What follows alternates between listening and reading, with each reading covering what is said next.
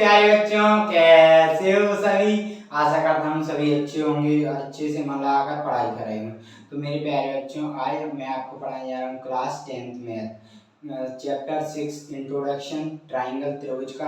तो मेरे प्यारे बच्चों देखो, त्रिभुज के लिए हम क्या पढ़ चुके थे। इससे पहले हम पढ़ चुके हैं मेरे प्यारे बच्चों कि बिंदुओं से रेखाखंड बनते हैं और रेखाखंड से एक त्रिभुज बनता है। ठीक है, इसके बारे में तो इतना तो हम इससे पहले पढ़ चुके हैं। और क्या पढ़ चुके हैं हम इसके बारे में, ये बेसिक सी थोड़ी सी त्रिभुज की वो वही डेफिनेशन। इसके बाद हम पढ़ चुके थे मेरे प्यारे बच्चों त्रिभुज की सर्वांग समता, वो भी पढ़ी थी। अब हम आगे पढ़ेंगे त्रिभुजों की सर्वांग समता के लिए कुछ कसौटियाँ होती हैं, वो तो पढ़ते आगे। ठीक है, त्रिभुज की। और इससे पहले जो हम क्या पढ़ा था, त्रिभुजों की सर्वांग समता। दो त्रिभुज कब सर्वांग सम होते हैं, जब उनकी संगत भुजाएं और संगत कोण समान। ठीक है, ये इसके बारे में पढ़ चुके थे। अब पढ़ेंगे त्रिभुजों की सर्वांग समता। दो त्रिभुजों की, सॉरी यहाँ पे देखो, इसको हटा पहले। दो त्रिभुजों की सर्वांग समता के लिए कसौटियाँ। ठीक है, कसौटियाँ ये पढ़ेंगे। तो आइए पढ़ते हैं। तो मेरे प्यारे बच्चों, पहली कसौटी होती है साइड मतलब भुजा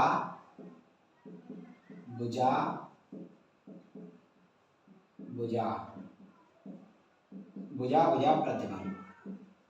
ठीक है, ये होता है पहला। अब इसको कैसे देखो, आइए समझते हैं। भुजा प्रतिबंध ये क्या होता है मेरे प्यारे बच्चों, ये तब होता है जब किसी त्रिभुज की, देखो जब, इसे हम बताएंगे कि कैसे। ठीक है, पूरा समझाऊंगा। जब किसी त्रिभुज की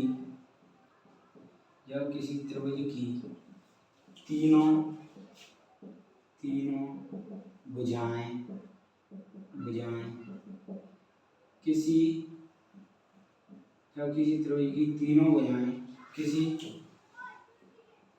दूसरे त्रिभुज की संगत भुजाओं के बराबर होती हैं या समान होती हैं, तो वे दोनों त्रिभुज सर्वांग सम होती है। ये होता है दो त्रिभुजों की सर्वांग समता। दो त्रिभुजों की भुजा मतलब भुजा प्रतिबंध होता है दो त्रिभुजों के लिए। ठीक है, जब किसी त्रिभुज की तीनों भुजाएं किसी दूसरे त्रिभुज की संगत भुजाओं के बराबर होती हैं, तो वे दोनों त्रिभुज सर्वांग सम होती हैं। कैसे देखो, मान के चलो एक त्रिभुज दिया है, ये इसको ए बी सी नाम दे दिया। एक त्रिभुज है, इसको क्या दे दिया, इसको पी क्यू आर। ठीक है, अब ये कह रहा है, इससे ही समझे। देखो, किसी त्रिभुज की तीनों भुजाएं तीन भुजा क्या है, भुजा देख लो, भुजा तीनों भुजा क्या है, भुजा क्या है, रेखाखंडों से मिलकर बनी होती है। तो एक भुजा ये रही ए बी, एक क्या हो गई इसकी बी सी, एक क्या हो गई ए सी। तीन भुजाएं होती हैं एक त्रिभुज में। ऐसी इसमें क्या है, इसमें कौन कौन सी हैं, पी क्यू, पी आर और क्यू आर। समझ में आया इतना, तीन भुजाएं इसमें। अब मैं कहूँ आपसे कि इसकी एक भुजा क्या है 6 सेंटीमीटर है, एक क्या है 5 सेंटीमीटर है, एक क्या 3 सेंटीमीटर है, एक क्या 3 सेंटीमीटर है। अब देखो, अब एक इसकी 6 सेंटीमीटर है, इसकी 5 सेंटीमीटर है, इसकी 2 सेंटीमीटर है। तो ये बराबर है, तीन दोनों की भुजाएं, तीनों भुजाएं दोनों त्रिभुजों में बराबर है या नहीं है, नहीं है ना। तो नहीं है, तो ये क्या है, ये बराबर मतलब ये सर्वांग नहीं होगी। तो सर्वांग वो होता है जो एक दूसरे को पूर्णतः ढक लेता है। और आप जानते हो ढकेगा वही जिनकी मतलब भुजाएं, ये भुजाएं बराबर होंगी, संगत भुजाएं क्या होती है? संगत भुजाएं तीनों भुजाएं ए बी बी सी। अब इनकी संगत भुजाएं क्या होंगी? ए बी की संगत भुजाएं सही तो मतलब है, तो संगत भुजाएं देखो, तो देखो संगत भुजाएं ए बी की संगत भुजा क्या है? P Q. और ए सी की संगत भुजा क्या है? P R. और बी सी की संगत भुजा क्या है? Q R. ये है ना तीनों की संगत भुजा। अब क्या कह रहा है? किसी त्रिभुज की तीनों भुजाएं, ये तीनों भुजाएं क्या होगी? ए बी बी सी ए सी। किसी दूसरे त्रिभुज की संगत भुजाएं, तो संगत भुजाएं क्या हो गई? पी क्यू, इनकी P Q P R Q R.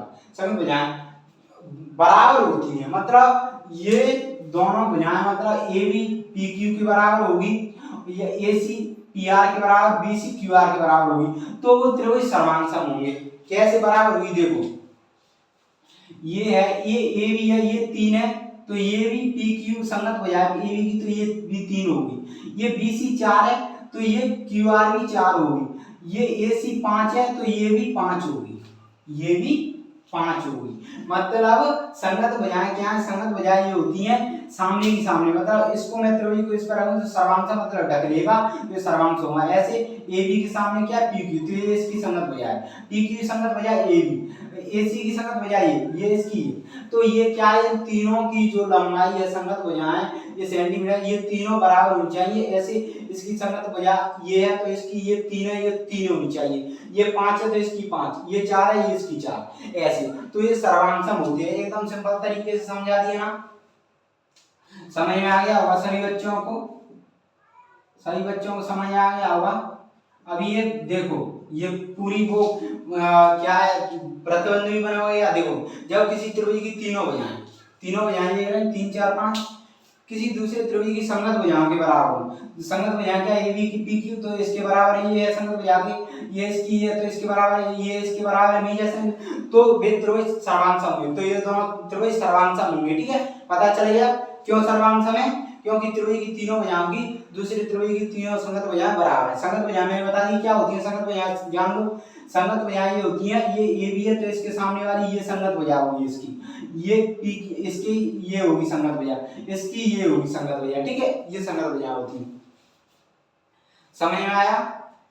समझ में आ गया होगा। ये प्रतिबंध होता है साइड। ठीक है, तो मेरे प्यारे बच्चों इससे 3 प्रतिबंध हो रहे हैं, वो आगे पढ़ेंगे हम। तो समझ में आया तो वीडियो को लाइक करें, शेयर करें, कमेंट करें वीडियो पर, और चैनल को सब्सक्राइब करना ना भूलें। धन्यवाद।